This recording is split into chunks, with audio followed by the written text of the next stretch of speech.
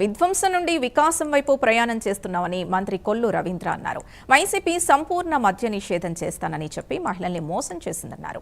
Non duty paid లిక్కర్తో belt షాపులో నాటుసారా, కల్తీ లిక్కర్ అమ్మకాలతో వైసీపీ ప్రజల ఆరోగ్యంతో ఆడుకుందని ఆరోపించారు. కూటమి ప్రభుత్వంలో లిక్కర్ పాలసీని పారదర్శకంగా చేశామన్నారు మంత్రి.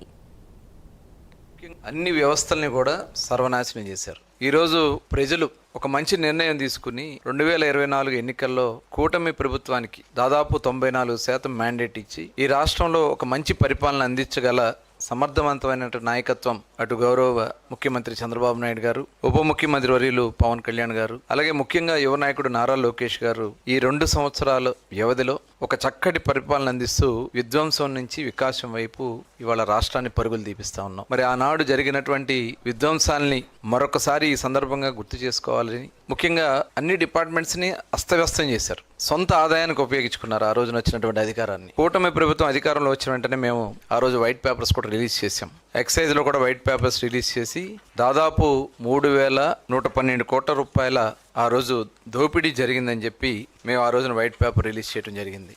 ముఖ్యంగా కారణాలు ఏంటంటే ఆ రోజున తప్పుదోవ పట్టించిన విధాన వాగ్దానాలు.